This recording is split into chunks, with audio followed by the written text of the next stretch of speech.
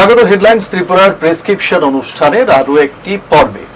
আপনারা জানেন আমরা এই অনুষ্ঠানে বিশেষজ্ঞ চিকিৎসকদের নিয়ে আসি এবং প্রতিটা পর্বে বিভিন্ন বিষয় নিয়ে কিন্তু ডাক্তারবাবুরা আলোচনা করে থাকেন।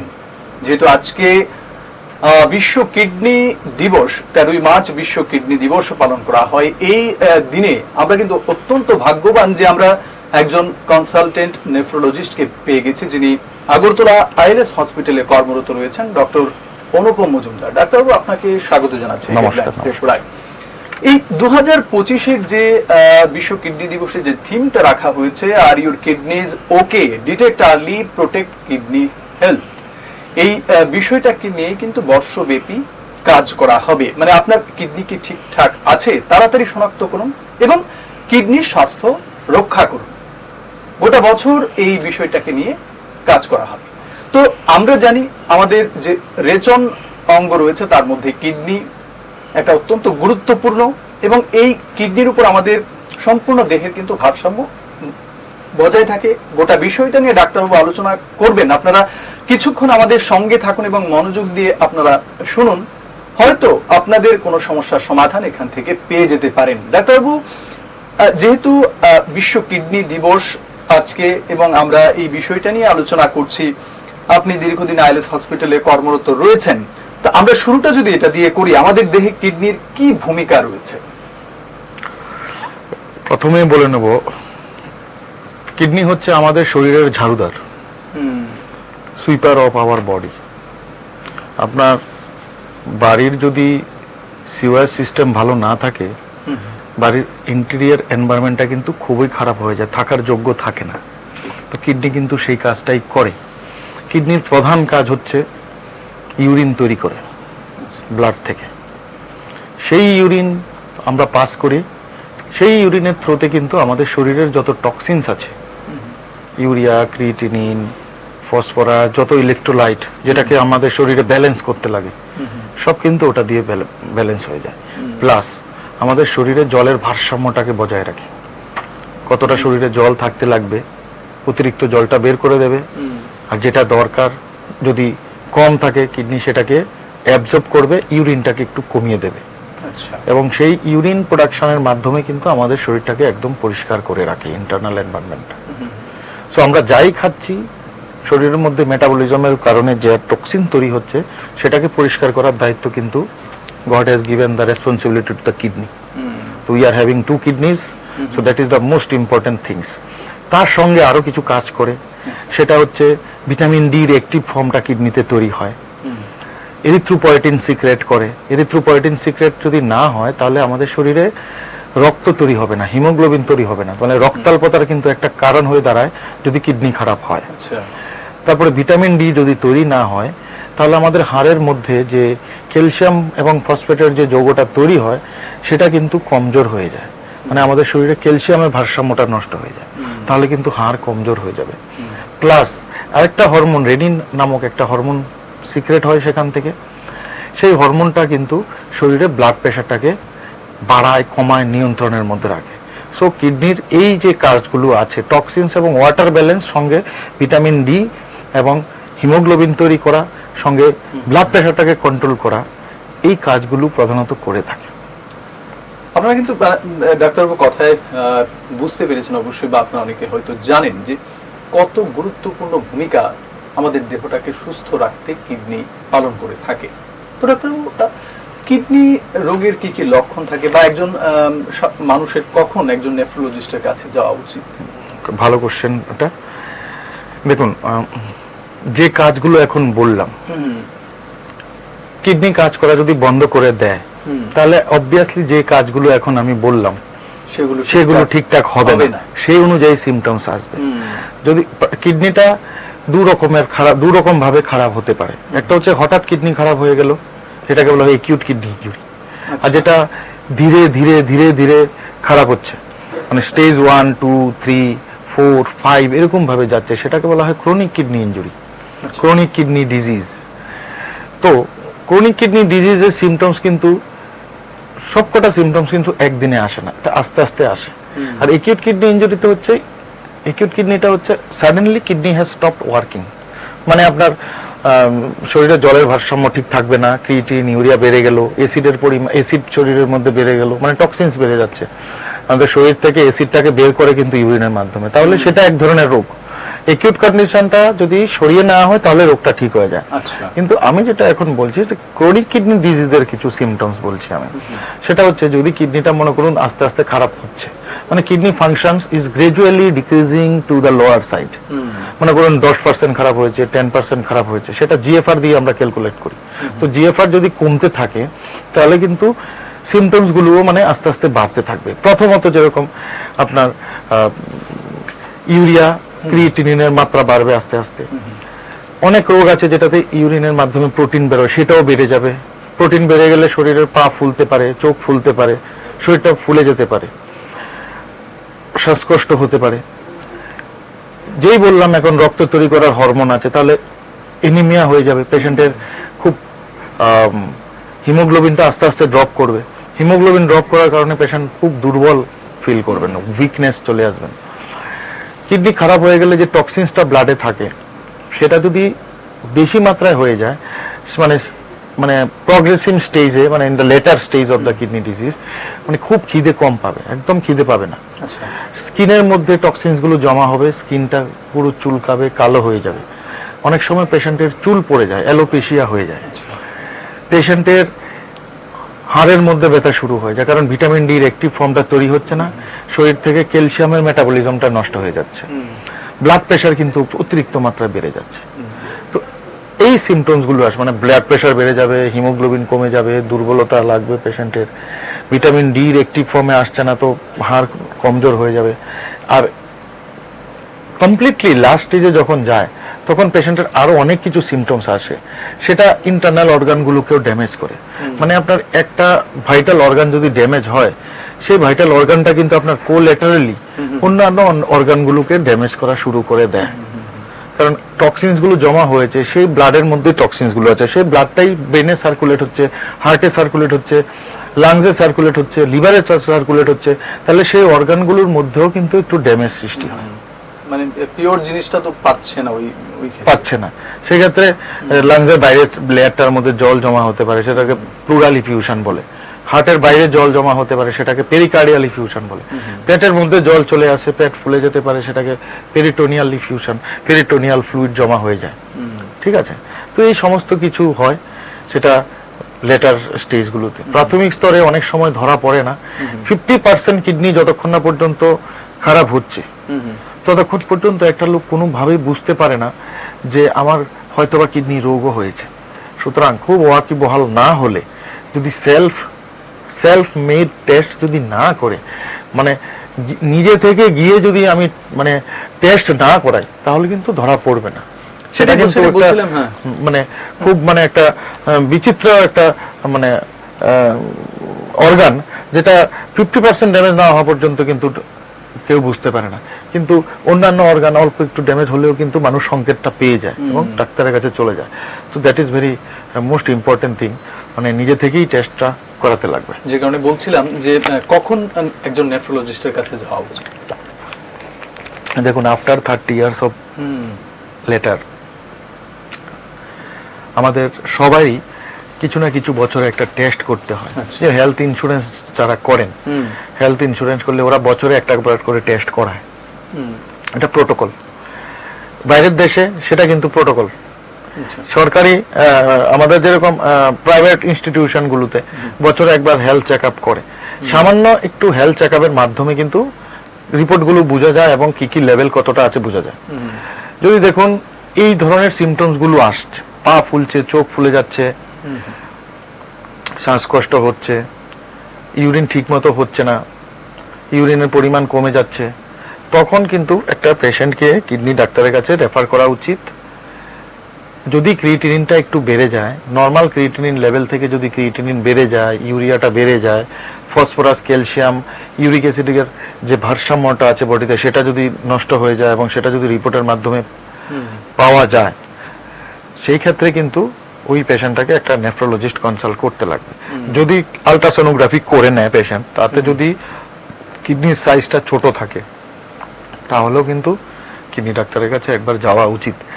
নর্মালি জেনারেলি কি হয়, মানে পেশেন্ট তো ধরেন লোকাল এরিয়াতে গিয়ে কোন একটা ফিজিশিয়ানকে দেখাচ্ছে, তো ওই ফিজিশিয়ানেরই দায়িত্ব সেটা যে যদি এরকম ধরনের কিছু সিমটমস এবং ওই ধরনের কিছু রিপোর্ট পাওয়া যায়, আলট্রাসোনোগ্রাফি, ইউরিনের রিপোর্ট, হিমোগ্লোবিন, প্রেশার বেশি আছে, সেই ক্ষেত্রে কিন্তু একটা নেফ্রোলজিস্টকে কনসাল্ট করানো উচিত।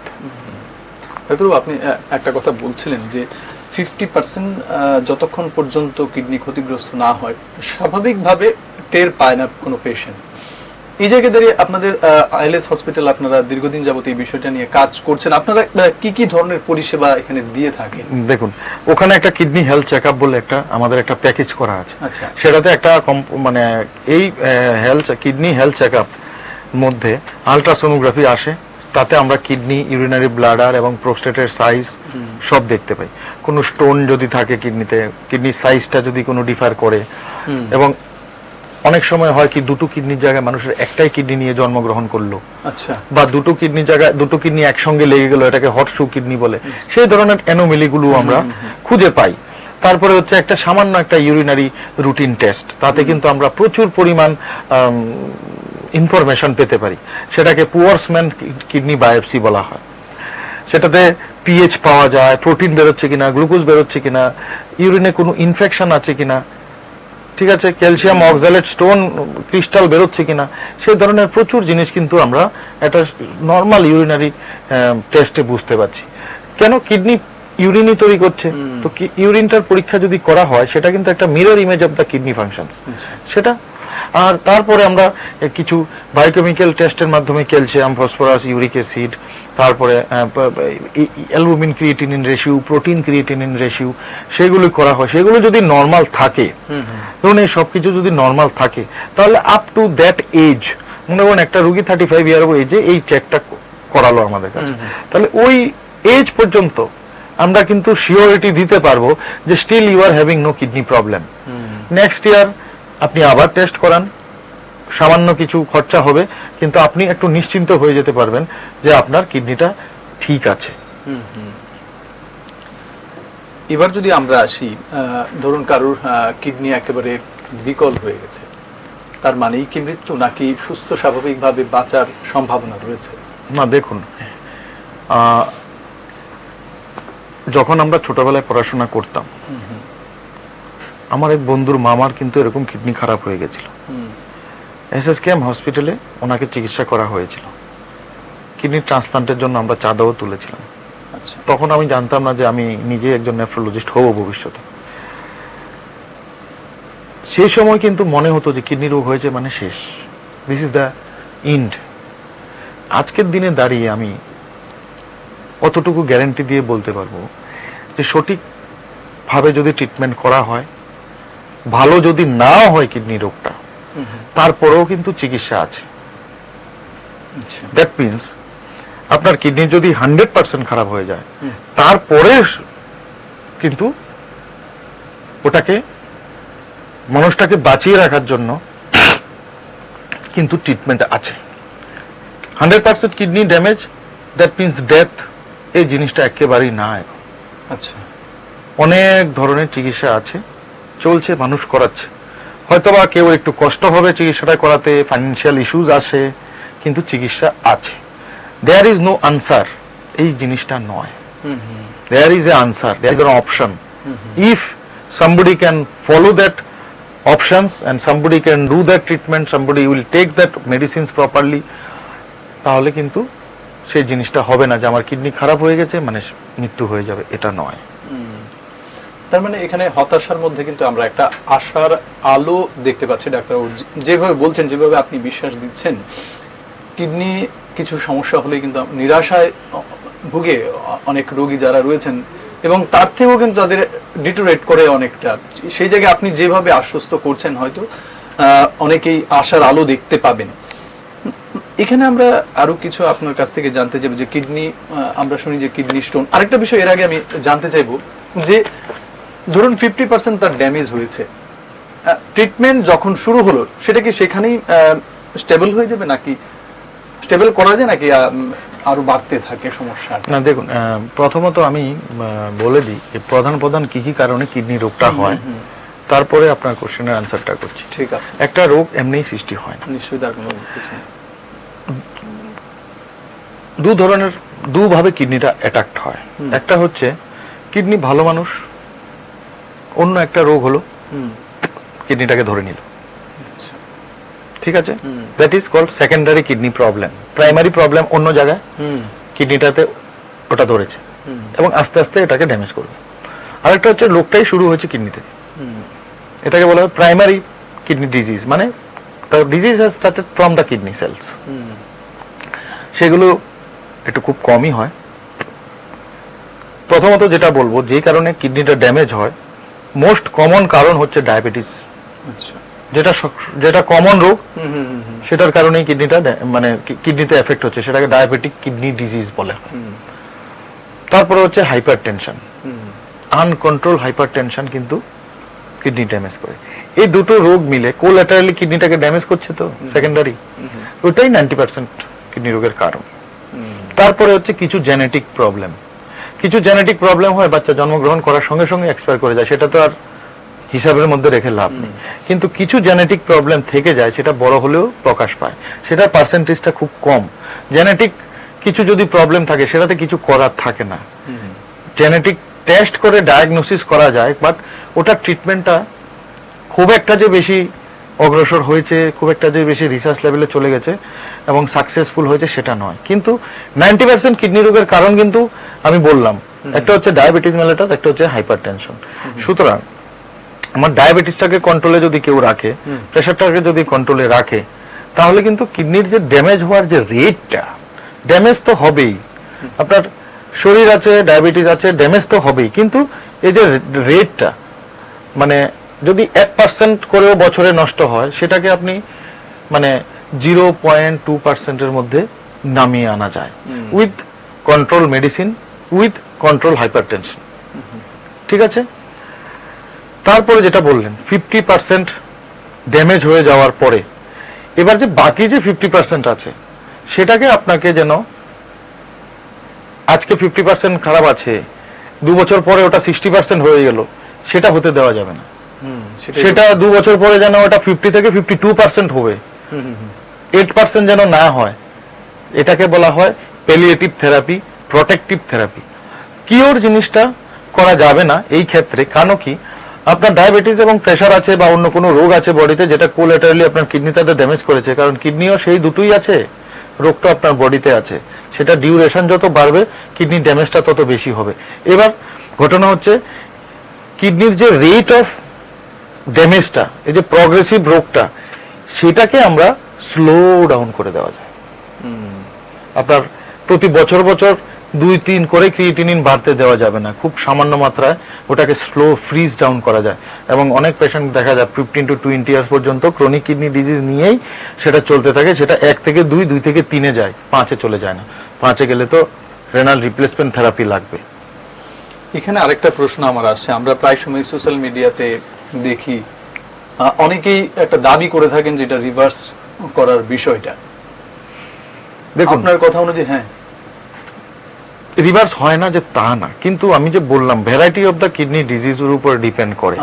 Acute kidney injury, renal stone disease, কিডনিতে ইনফেকশন হয়েছে, ইউরিনারি ট্র্যাক্ট ইনফেকশন হয়েছে, কিডনির কত ছোট সিস্ট হয়েছে, কিডনিতে ছোট টিউমার হয়েছে, সেগুলোকে পুরোপুরি কিওর করা যায়।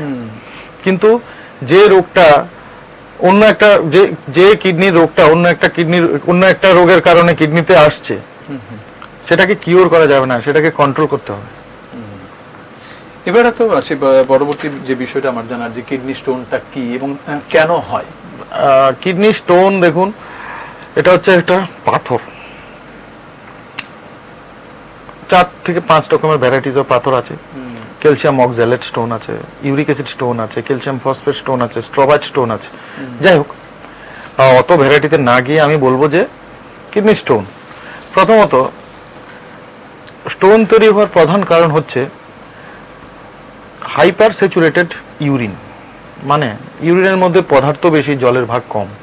না, আপনি যদি জলটা কম খান, তাহলে কিডনি কি করবে, আপনার বডিতে জলটাকে জলের যে মাত্রাটা, সেলের ভিতরে যে জলের প্রয়োজনটা, সেই প্রয়োজনটাকে ঠিক রাখার জন্য অ্যাবজর্ব করবে বেশি পরিমাণ জল এবং ইউরিনের পরিমাণ কমিয়ে দেবে।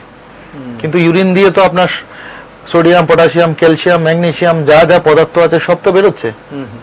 তো আপনি যদি জল কম খান, ইউরিন কম হচ্ছে, তাহলে আপনার স্টোন হওয়ার সম্ভাবনা সবচেয়ে বেশি। সেটা হচ্ছে 1 নম্বর।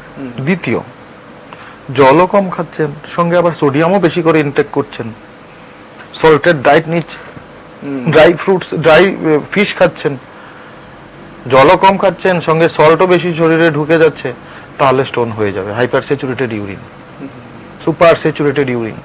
তাহলে কিডনির মধ্যে যে পাইরামিড গুলো আছে সেখানে ছোট ছোট স্টোন তৈরি হয় আগে, তারপরে ওটা আস্তে আস্তে আস্তে আস্তে বড় হয়। কন্টিনিউয়াসলি আপনি যদি এই লবণ বেশি করে খেয়ে নিচ্ছেন আর জলটা কম খাচ্ছেন, তাহলে তো সেটা হবে।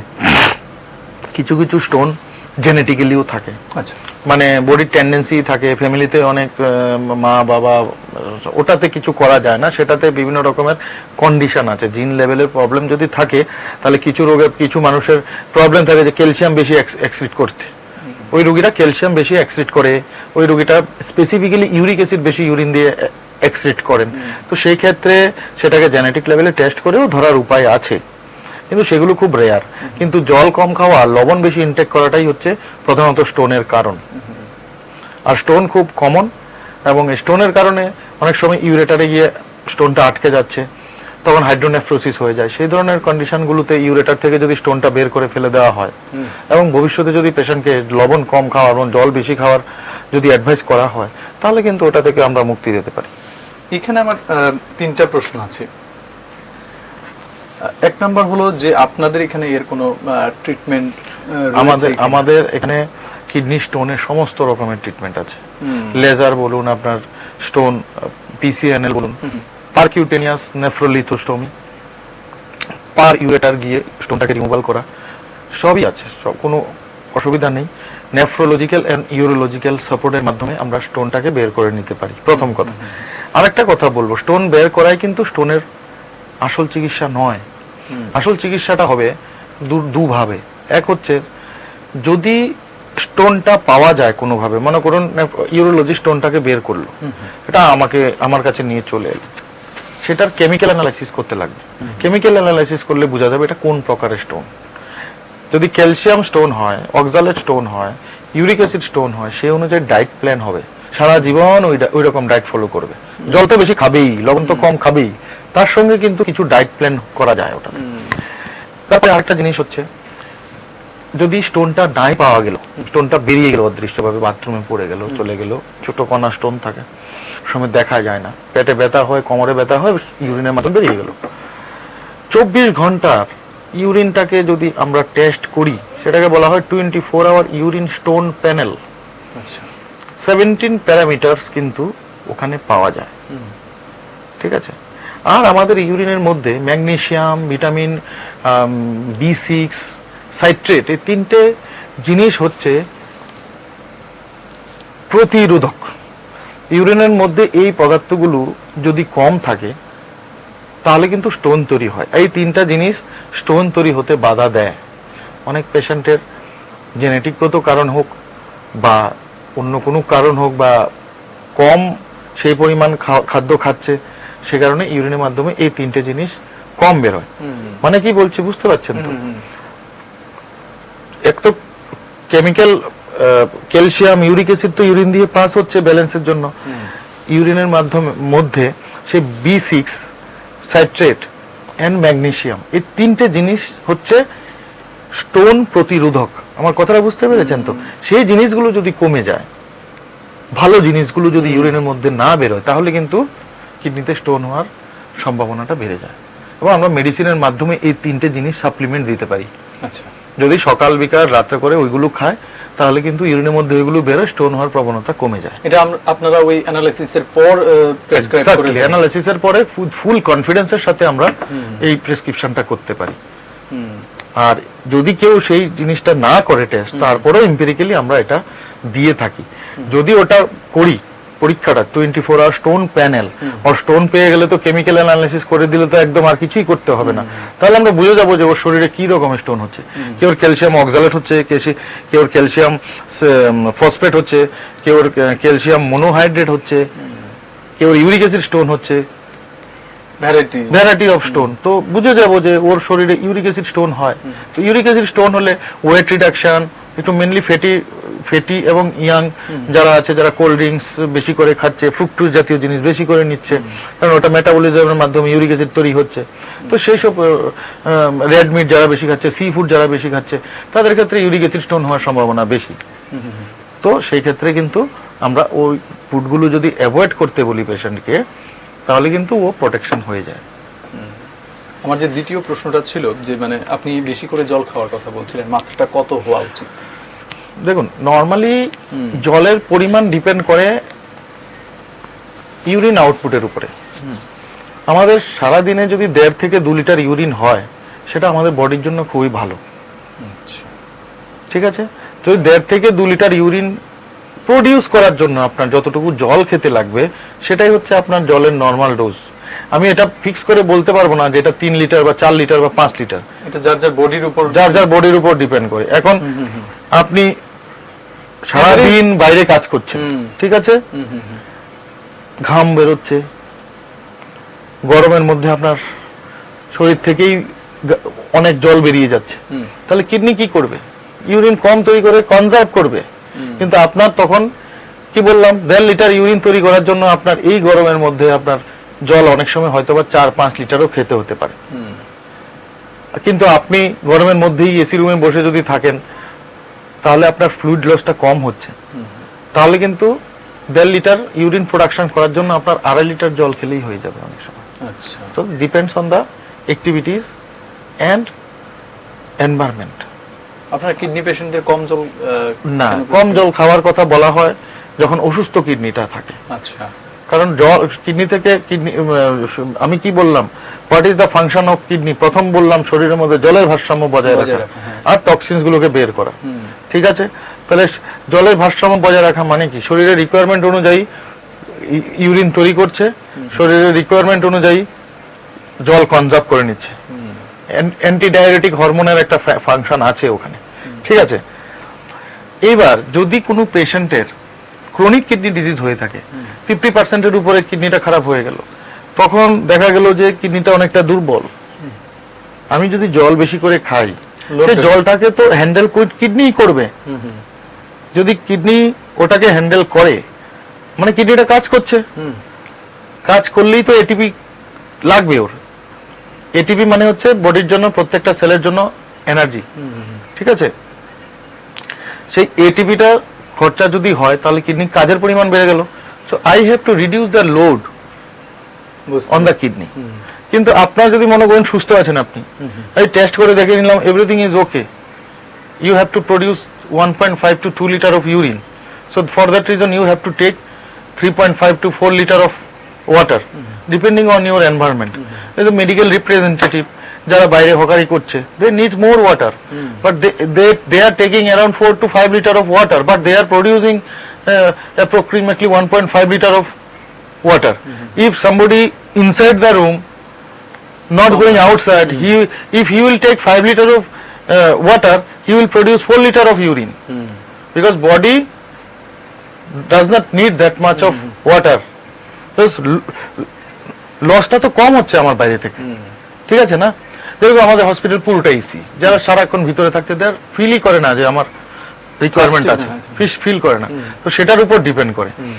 এবার যদি কেউ কিডনিটা স্টেজ 3-4 এ যায় এবং কোনো সময় পা ফুলেছে, একটু পা ফুলেছে, একটু কোনো সময় চোখ ফুলেছে, সেই ক্ষেত্রে কিন্তু আমরা ওয়াটারটা কিন্তু রেস্ট্রিকশন করি, কারণ অতিরিক্ত কাজ কিডনিকে দেওয়া যায় না সেটার জন্য। ডাক্তার, এই বিষয়টা একদম বোঝা গেছে। আমরা কিন্তু আরেকটা জিনিস শুনে থাকি যে কিডনি সিস্ট। এই কিডনি সিস্টটা কি কেন হয়? কিডনি সিস্ট অনেকে কিন্তু ওটা নিয়ে বিশাল আতঙ্কে থাকে। প্রথম আলট্রাসোনোগ্রাফি ধরেন করিয়ে নিল কেউ, সাথে দেখা গেল সিস্ট, কিডনির মধ্যে একটা কালো স্পট।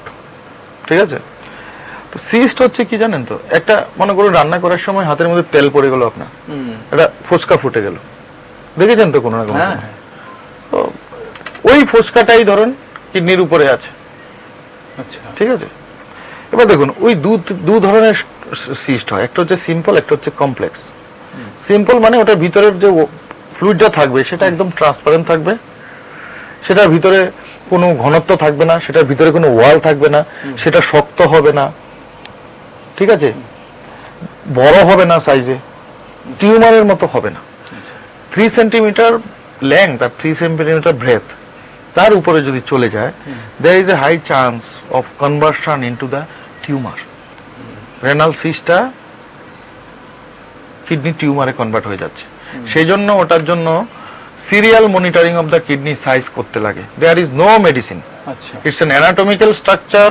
অ্যানাটমিক্যাল স্ট্রাকচার যখনই চেঞ্জ হবে সার্জারি লাগবে, এটাই হিসাব। কিন্তু কখন লাগবে, কি আসে বিষয়, সেটা ডিসাইড করার জন্য হচ্ছে সিটি কেইউবি, কিডনি ইউরিনারি ব্লাডার সিস্টটা যদি ওটা করা হয় তাহলে বোঝা যাবে, ও আচ্ছা এটা 1 সেন্টিমিটার 1 সেন্টিমিটার আছে, ঠিক আছে। 1 বছর পরে আবার আমরা একটা সিটি স্ক্যান করে দেখব, আর 2 বছর পরে। কারণ ওটা যদি না করা হয়, এটাকে মনিটর না করা হয়, দেখতে হবে যে ওটা সিস্টটা কোন দিকে মুভ করছে। কিছু কিছু সিস্ট নিজে থেকে গায়েব হয়ে যায়, কিছু কিছু সিস্ট একটা চলে যায় আরেকটা নতুন হাসে। সাইজ যদি 3 সেন্টিমিটারের নিচে থাকে তাহলে ওকে, স্বস্তির নিঃশ্বাস আপনি ফেলুন, আপনার কোনো টেনশন নেই, কিডনি ফাংশন নর্মাল যেটা করছে সেটাই করতে থাকবে। এবার সিরিয়াল মনিটরিং না যদি করেন, কোন সময় এটা টিউমারে কনভার্ট হয়ে যায়, তখন ওটাকে কিন্তু কেটে বাদ দিতে হবে, বাস এটাই। তো সিস্টের জন্য আতঙ্ক না হয় ভালো, regular follow up, regular check আপের মাধ্যমে যদি থাকেন তাহলে এটা নিয়ে কোনো চিন্তা নেই। আর এখন ল্যাপারোস্কোপিক সার্জারি হয়, দেখাও যায় না, ভিতর থেকে অপারেশন হয়ে সিস্ট বেরিয়ে যায়, সেই সুবিধাও আমরা আইএলএস হসপিটালে আছে। এবার আমরা অনেকগুলি বিষয় জানলাম, আপনি এত সুন্দরভাবে ব্যাখ্যা করেছেন, আশ্বস্ত করেছেন যারা কিডনি পেশেন্ট রয়েছেন তারা হয়তো সেই নিরাশায় যদি ডুবে যায়, সেখান থেকে কিন্তু একটা আশার আলো হয়তো আপনার কথার মাধ্যমে নিশ্চয়ই তারা পাচ্ছেন। এবার কারোর কিডনি একদম খুব বাজে পজিশনে রয়েছে, তাদের জন্য ফার্দার আর কি ট্রিটমেন্ট রয়েছে? একদমই কি এই যে আশার আলোটা, না, যেটা আমি বললাম, kidney chronic kidney disease stage 5 চলে এসছে, আস্তে আস্তে ক্রিয়েটিনিন 7, 8, 9, 10 হয়ে যাচ্ছে, শ্বাসকষ্ট হচ্ছে, পা ফুলে যাচ্ছে, গা চুলকাচ্ছে, বমি হচ্ছে, খেতে পাচ্ছে না, চিন্তা শক্তি লোপ পাচ্ছে, ঘুম হচ্ছে না, চামড়া কালো হয়ে যাচ্ছে, শরীরে চুলের পরিমাণ কমে যাচ্ছে, জীবনে আর কোনো কিছুই নেই। হ্যাঁ, একটা সময় ছিল এটাই মানে মৃত্যু, লাস্ট, শেষ, 2-3 মাস বাঁচবে রোগীটা, কিন্তু এখন এরকম নয়। চিকিৎসার মাধ্যমে রোগীটা 10 থেকে 15 বছর আরামসে বেঁচে থাকতে পারে। খুব কম বয়সে যদি কেউ কিডনি রোগ হয় সেটা তো একটা দুর্ভাগ্য, এটা ঠিক আছে মানলাম, কিন্তু কেউ যদি 50 বছর 55 বছর 60 বছরের রোগটা হয়, আরো 10-12 বছর কিন্তু বেঁচে থাকাটা কোনো মানে অস্বাভাবিক কিছু না। এখনকার দিনে উন্নত মানের চিকিৎসা, উন্নত মানের পরিষেবা এসে গেছে। দেখুন, কোনো সময় দেখেছেন যে স্কুলের মধ্যে আপনি গেলেন না, কিন্তু আপনার বন্ধুকে বললেন যে আমার অ্যাটেন্ডেন্সটা মেরে দিস, উপস্থিত স্যার বলে দিয়ে মেরে দিস, ওটাকে বলা হয় প্রক্সি। আমাদের এখানে হচ্ছে এটাকে বলা হয়, ওটা প্রক্সি বা একটা বলবেন যে রিপ্লেসমেন্ট। ঠিক আছে, আমি আজকে আসতে পারলাম না, আমার জায়গার মধ্যে আরেকজনকে পাঠালাম, ঠিক আছে, সেটাকে বলা হয় replacement. You have to give you replacement. তো kidney replacement therapy, KRT, kidney replacement therapy, আগে ছিল রেনাল রিপ্লেসমেন্ট থেরাপি। তো রেনাল রিপ্লেসমেন্ট থেরাপি 2 ধরনের হয়, একটা হচ্ছে ডায়ালাইসিস আর একটা হচ্ছে রেনাল ট্রান্সপ্লান্টেশন, কিডনি প্রতিস্থাপন, ঠিক আছে। এবার আমি বলে দিচ্ছি আপনাকে, ডায়ালাইসিসটা হচ্ছে এমন একটা থেরাপি, সেটার মাধ্যমে আমরা শরীরের রক্তটাকে পরিষ্কার করতে থাকি, যেটা কিডনিতে গিয়ে পরিষ্কার হয় সেটা আমরা মেশিনের মাধ্যমে করব। আর ট্রান্সপ্লান্টটা হচ্ছে একটা ন্যাচারাল কিডনি অন্যের বডি থেকে ব্লাড গ্রুপ ম্যাচিং করার পরে, সমস্ত টেস্ট ওকে থাকার পরে, সেটা যে রোগীটা একেবারে শেষ, জিরো লেভেলে চলে গেছে, তার শরীরে লাগিয়ে দেওয়া হয়। সেই কিডনিটা যখন কাজ করা শুরু করে, অটোমেটিক্যালি ওর শরীরে একটা ন্যাচারাল কিডনি পেয়ে গেল, তাহলে কিন্তু কোনো ডায়ালাইসিসও লাগবে না। ঠিকঠাক মতো সেট হয়ে গেলে 10 থেকে 15 বছর রোগীটা ভালোভাবে বাঁচতে পারে। ইভেনও দেখেছি 20 বছরও বেঁচে যায়, 25 বছরও এরকম সার্ভাইভ করে।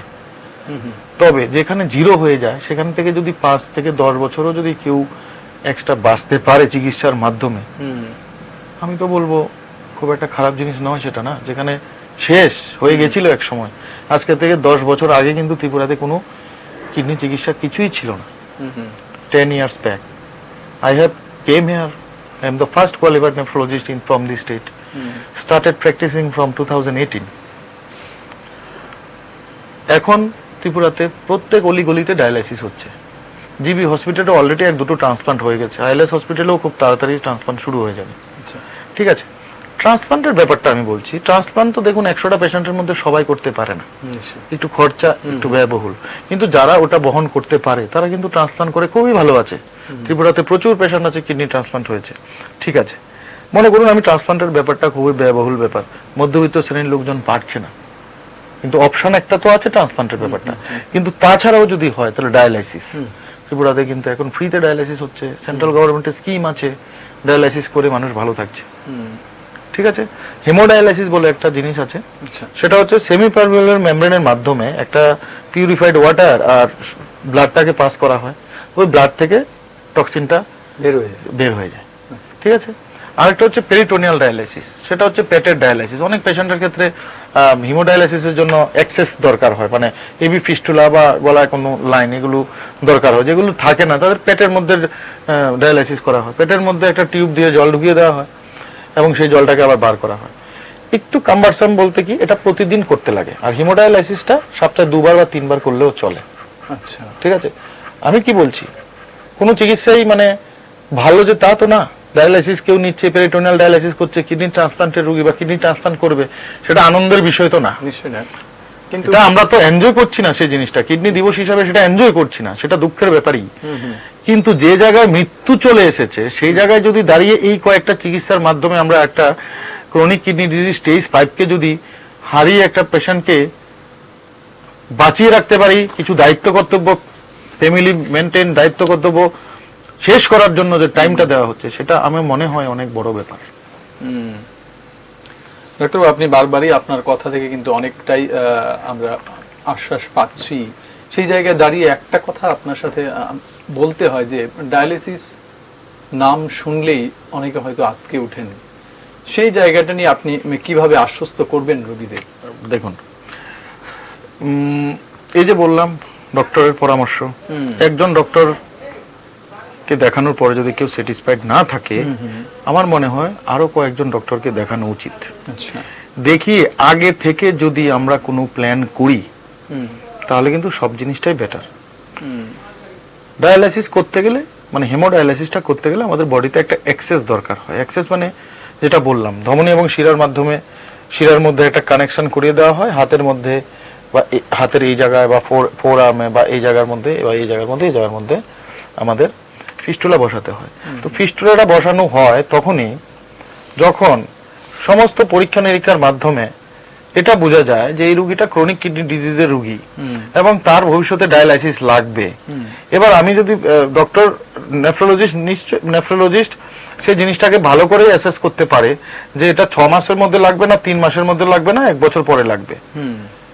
সেই জন্যই ক্রনিক কিডনি ডিজিজ স্টেজ 4 এ যখন একটা রোগী থাকে, জিএফআর যদি কেউ 29 থেকে 15-র মধ্যে থাকে, তখনই হাতের যে চ্যানেলটা আছে সেটা যদি করিয়ে নেয় এবং আঁখে দেখে যদি প্ল্যান করে নেয়, না ঠিক আছে ডাক্তারবাবু যখন বলবে আমি ডায়ালাইসিসটা করে নেব, আমি তখন ওষুধের মাধ্যমে থাকি, let the kidney go to the একদম almost in the last stage, then আমরা ডায়ালাইসিস করব। তার আগে থেকে যদি হাতের ফিস্টুলা বানিয়ে প্ল্যান করে রাখা হয় তাহলে কিন্তু অতটা চাপ হয় না, অতটা কষ্ট হয় না।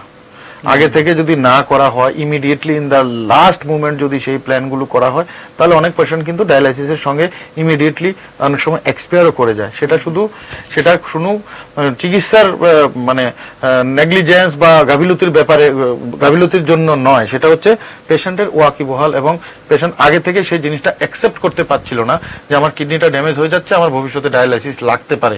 সেই জিনিসটাতেই পেশেন্ট অনেকটা নিজে থেকে ডিপ্রেস হয়ে যায় এবং সেটা করায়নি আগে থেকে। এটা আগে থেকে করাতে হবে। এটা আগে থেকে করে নিলে, আগে থেকে প্ল্যান করে নিলে, ডাক্তারবাবু কিভাবে কি করব, সেটা যদি আগে থেকে প্ল্যান করানো হয়, ফিস্টুলা যদি আগে থেকে করা হয়, সেই ক্ষেত্রে কিন্তু পেশেন্ট কিন্তু খুব ভালোভাবে রেসপন্স করে।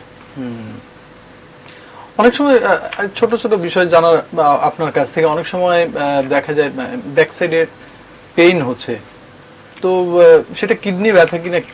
ব্যাক সাইডে পেন যদি মাঝখানে হয় তাহলে এটা হাড়ের ব্যথা হওয়ার সম্ভাবনা বেশি। আচ্ছা, কোনো প্রোল্যাপস ডিস্ক হয়ে গেল, ভার্টিব্রাল কোনো প্রবলেম। যদি একটু সাইডের দিকে হয়, মানে যে জায়গায় হাড্ডিটা শেষ হয়েছে এবং তার থেকে শুরু হয়েছে এবং পাঁজরের মানে শিরদাঁড়ার সাইডে, লেটারাল সাইডটা, মানে সেটা হলে হয়তোবা অনেক সময় কিডনি স্টোন হতে পারে। পাইলোনেফ্রাইটিস বলে একটা এনটাইটি আছে, খুবই কমন রোগ, সেটা মোস্টলি ফিমেল পেশেন্টের মধ্যে হয়, diabetic female patient, middle aged. তো ওইসব ক্ষেত্রে কিন্তু এখানে প্রচন্ড ব্যথা হয়, পাইলোনেফ্রাইটিসের ব্যথা। অনেক সময় একটা স্টোন কিডনিতে তৈরি হলো, স্টোন কিন্তু ইউরিনারি ব্লাডারে তৈরি হয় না, কিডনিতে স্টোনটা তৈরি হলো, ওই স্টোনটাই নিচের দিকে নেমে গেল, তাহলে কিন্তু ওখান থেকে ব্যথা শুরু হতে পারে। কোনো সময় কোনো ইনজুরি হলো কোনো পেশেন্টের, ঠিক আছে, তারপরে যদি কোনো সিস্ট রাপচার করে গেল কোনো পেশেন্টের, ওই যে বললাম সিস্ট, সিস্টের ভিতরে রক্তক্ষরণ হয়ে গেল, সিস্টটাই ইনফেক্টেড হয়ে গেল, সেসব ক্ষেত্রে লোইন পেন হতে পারে, সাইডে ফিভারও থাকতে পারে।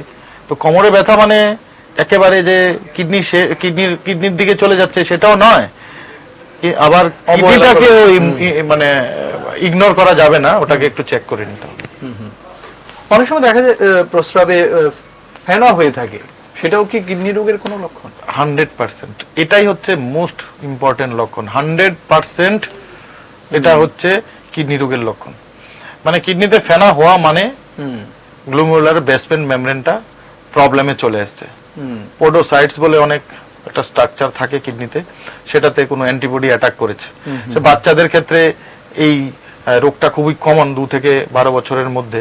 সেটাতে আপনার ইউরিনের মাধ্যমে যখন প্রোটিনিউরিয়া হয়, ফ্রোদি ইউরিন হয়, ফেনা বেশি হয়ে যাচ্ছে, তখন কিন্তু শরীরটা ফুলে যায়, এই যে চোখ ফুলে যায় সাডেনলি, পেশেন্টটা মানে বাচ্চা রাত্রেবেলা ঘুমালো, পরের দিন সকালে উঠে ফুলে গেল, সেটা কিন্তু নেফ্রোটিক সিনড্রোমের লক্ষণ। ডায়াবেটিক পেশেন্টের ক্ষেত্রে দীর্ঘদিন ডায়াবেটিসটা আছে, সঙ্গে কন্ট্রোল করছে না, খেয়াল করছে না, ডায়াবেটিস বেরিয়ে যাচ্ছে, HbA1c লেভেল কন্ট্রোলে আসছে না, সেই ক্ষেত্রে কিন্তু অ্যালবুমিন ক্রিয়েটিনিন রেশিও বেড়ে যায়, মানে পেচ্ছাপে প্রোটিন বেরোয় এবং সেটা ফেনার আকারে বেরিয়ে যায়, সেটাকে কিন্তু বন্ধ করতে হবে। প্রোটিন যাওয়া মানে খুবই ক্ষতিকারক লক্ষণ সেটা। ধূমপান কিডনি রোগীদের জন্য কতটা মারাত্মক হতে পারে? দেখুন, ধূমপান মানে এই যে ফ্যাক্টর গুলো আছে না, ধূমপান, অ্যালকোহল, সল্ট, এগুলো হচ্ছে attributable risk factor for the organs. তো ধূমপান যদি ওভারঅল তো ধূমপান না করাই উচিত, তবে ধূমপান কিডনি রোগের ক্যান্সারের সঙ্গে জড়িত, ইউরিনারি ব্লাডার এবং কিডনি রোগের ক্যান্সারের সঙ্গে এটা মানে দেখা গেছে যে most of the renal carcinoma patient এবং ব্লাডার কার্সিনোমা পেশেন্টের ক্ষেত্রে কিন্তু পেশেন্টের মধ্যে একটা ধূমপান দেখা যায়। কারণ আজকে আপনি একটা ধূমপান করলেন, 1 বছর করলেন, আপনার কিন্তু হবে না, that is an chronic factor, মানে বহুদিন ধরে করছেন, তারপরে গিয়ে হয়, এবং সেটা যখন ব্যাক ক্যালকুলেশন করে যখন সার্ভে করা হয় তখন দেখা যায় যে মোস্ট অফ দ্য পেশেন্টের মধ্যে স্মোকিং এর যে হিস্ট্রিটা আছে সেটা পজিটিভ। তো সেই ক্ষেত্রে না করাই উচিত। যাদের কিডনি রোগ রয়েছে তাদের কি পরামর্শ দেবেন? আমরা একদম অনুষ্ঠানের শেষের দিকে চলে এসেছি। দেখুন, যাদের কিডনি রোগ হয়ে গেছে তাদের তো একটাই পরামর্শ, ইমিডিয়েটলি আপনি একজন নেফ্রোলজিস্টকে দেখান প্রথম কথা, বা ইউরোলজিস্টের পরামর্শ নিতে পারেন যাদের স্টোন আছে বা ব্লাডারে কিছু প্রবলেম। যাদের হয়নি বা যাদের মধ্যে রিস্ক ফ্যাক্টর আছে কিন্তু এখনো কিডনিটা ইনভলভমেন্ট হয়নি, লাইক ডায়াবেটিস আছে, পেশেন্ট ইজ হ্যাভিং হাইপারটেনশন, পেশেন্টের সিস্টের হিস্ট্রি আছে, একটা স্টোন হয়ে গেছে, ঠিক আছে, তাদের ক্ষেত্রে কিছু সাজেশন আমি দেব। সেটা হচ্ছে প্রথমত আপনার 30 ইয়ার অফ লেটার আপনার কিডনি হেলথ চেক আপ করতে হবে সবসময়, প্রতি বছর একবার। ভালো থাকুক আর খারাপ থাকুক, কিছুটা আপনার উপার্জনের কিছু অংশ আপনার এটার জন্য দিতে লাগবে। অন্যান্য অর্গানের ব্যাপারে যেরকম দেওয়া হয়, লিভার, হার্ট, কিডনির ব্যাপারেও দিতে হবে, সেটা একটা করতে হবে। এবার ভালো থাকা অবস্থায় আপনার ভালো থাকতে হবে, ভালো রাখতে হবে জিনিসটা। এবার দেখুন, যাদের ডায়াবেটিস আছে, হাইপারটেনশন আছে, কন্ট্রোল করে রাখতে লাগবে প্রথম কথা। যাদের সল্ট বেশি খাওয়ার ইচ্ছা, যারা বেশি করে সল্ট খাচ্ছে, যারা ড্রাই ফিশটা বেশি করে বাড়িতে খাচ্ছে, কারণ ওটা তো সল্টের উপরেই বানানো হয়, ঠিক আছে, তো সেটা কিন্তু ইনটেকটাকে আস্তে করে কমাতে পারবে। এই যে লাইফস্টাইল গুলো, অ্যালকোহল, স্মোকিং, তারপরে হচ্ছে বাইরের খাওয়া, বাইরে দেখুন যে রেস্টুরেন্ট গুলো আছে, সেই জায়গায় কিন্তু যে খাওয়াটা করা হয় সেটাতে কিন্তু ও টেস্টি বানানোর জন্য ওরা অনেক এডিটিভস দেওয়া হয়, সেটাকে সল্ট বেশি দিয়ে দেওয়া হচ্ছে, প্রিজারভেটিভ দেওয়া হচ্ছে, সেগুলো অ্যাভয়েড করা উচিত। বাড়ির খাওয়া অনেকটাই খেলে ভালো হবে। তারপরে জলের মাত্রাটা কিন্তু নিয়ন্ত্রণে রাখতে লাগবে, টেনশন কম করতে লাগবে, কারণ টেনশনের কারণে এই যে হরমোনটা বললাম, এই যে কিডনি থেকে যে হরমোনটা সিক্রেট হয় যেটা ব্লাড প্রেশারের জন্য দায়ী, রেনিন, সেটা কিন্তু আপনার মানে টেনশনের কারণে কিন্তু খুব স্ট্রেস যদি কেউ লাইফ লিড করে তাদের ক্ষেত্রে কিন্তু সেই হরমোনটা বেশি হয় সেটা। তারপরে হচ্ছে যে যদি আপনার সিস্ট থাকে বা কোনো সময় পাথর হয়েছে, পরামর্শ নিয়ে কিন্তু আপনার সেই অনুযায়ী কিন্তু লাইফস্টাইলটা চেঞ্জ করতে লাগবে। তো সেই ক্ষেত্রে আমি এটা বলবো, ভালো খাবার খেতে হবে, এক্সারসাইজ করতে লাগবে, স্মোকিং বন্ধ করতে লাগবে, ব্লাড প্রেশার এবং সুগারটাকে সবসময় কন্ট্রোলের মধ্যে রাখতে লাগবে। তারপরে হচ্ছে কি প্রতি বছর বছর চেক আপ করে আপনার দেখে নিতে হবে যে আপনার কিডনি হেলথ ঠিক আছে কিনা, পর্যাপ্ত পরিমাণ জল নিতে লাগবে। বাস এইগুলোই যদি করা হয় তাহলে কিছুটা অন্তত প্রোটেকশন দিয়ে রাখা যাবে। আজকে বিশ্ব কিডনি দিবসে একজন কনসালটেন্ট নেফ্রোলজিস্ট হিসেবে আপনার কাছ থেকে সংক্ষেপে একটা বার্তা চাই। সেটাই, দিস ওয়ার্ল্ড কিডনি ডে আমি এটাই বলবো যে নিরাশ হওয়ার কিছু নেই।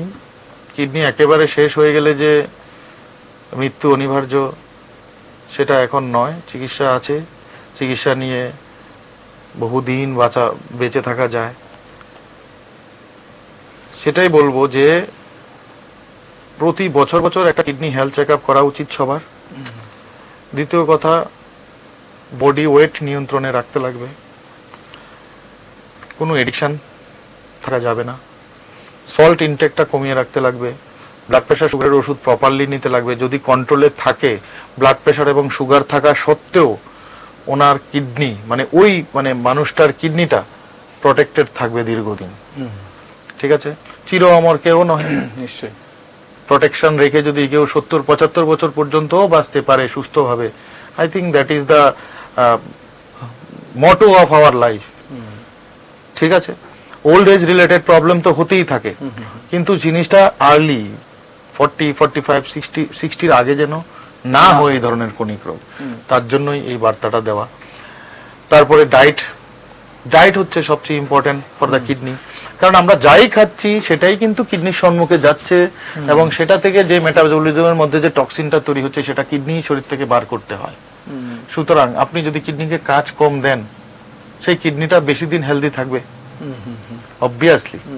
তো সেটার জন্যই আমি বলবো যে healthy food and proper exercise with proper water intact with proper salt content মানা উচিত, এবং প্রতি বছর একটা করে কিডনি হেলথ চেক আপ যদি করে নেওয়া হয় তাহলে কোনো ক্ষতিকর কিছু নয়। খুব ছোট অবস্থা থেকেই সিস্ট, পাথর, কিডনি সাইজ সবকিছু আমরা বুঝতে পারবো, প্রোটিন যাচ্ছে কিনা বা কিছু, প্রেশার সুগারটা দেখে নেওয়া যাবে। সেটাই হচ্ছে কিডনি রোগের মানে প্রোটেক্ট রাখার জন্য এবং কি স্টেপ নেওয়া যায়, সেটাই আমার তরফ থেকে আজকের এই কিডনি দিবসে একটা সবার জন্য বার্তা। অসংখ্য ধন্যবাদ ডাক্তারবাবু।